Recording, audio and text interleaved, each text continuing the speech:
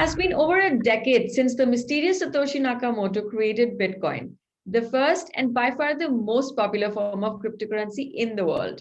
Hi there, I'm Karnika and we welcome back Kaustuv Ghosh on the show.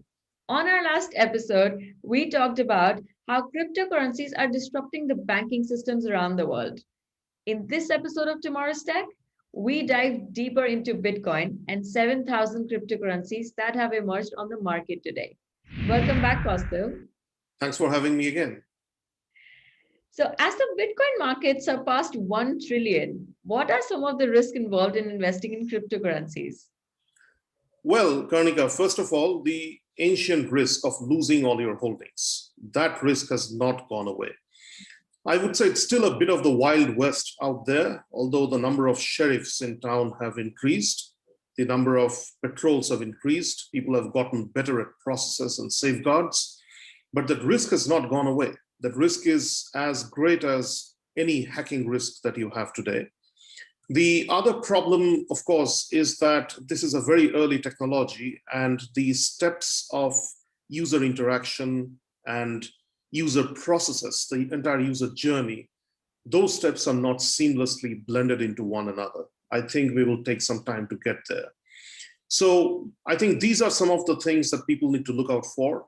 People still need to keep in mind the risk of, I would say, bad actors taking their money and then shutting down exchanges. And what affects the value of Bitcoin and cryptocurrencies?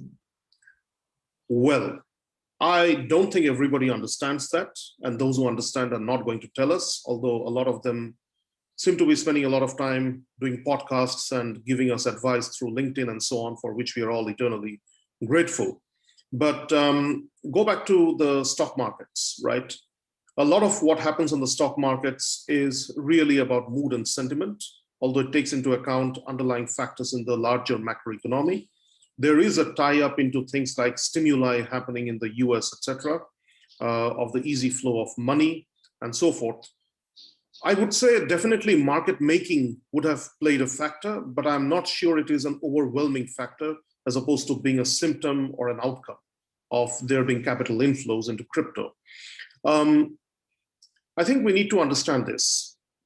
The logical side of the way we function and think about economic processes today repeatedly makes us deny the fact that a 24/7 fire hose of sentiment is a real factor in determining the value of putative and forthcoming assets, which is how I would term crypto today. People think of these as legitimate places to park their money and to increase their wealth. They are driven by sentiment.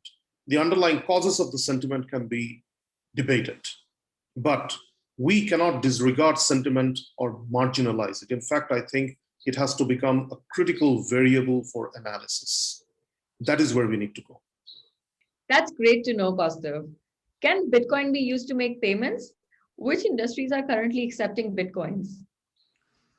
Well, Bitcoin is accepted today by some folks. So if you look at the Miami Dolphins, they, I understand, accept Bitcoin.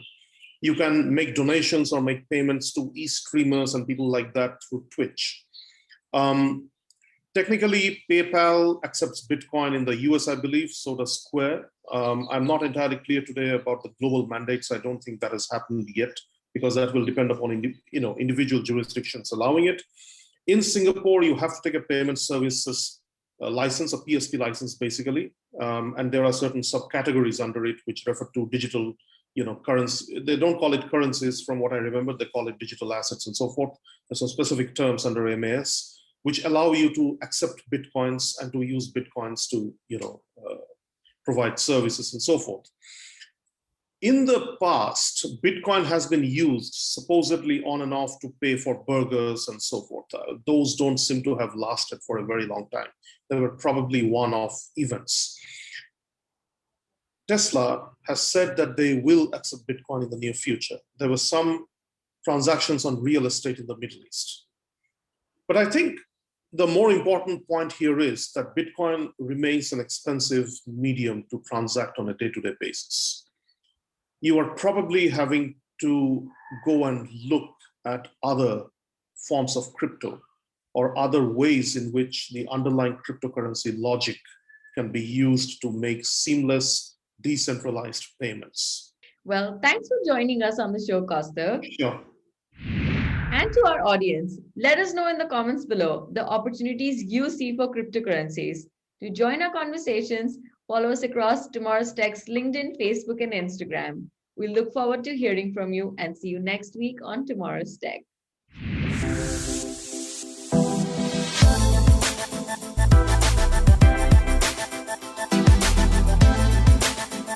Tomorrow's Tech, presented by 3 Dot Digital.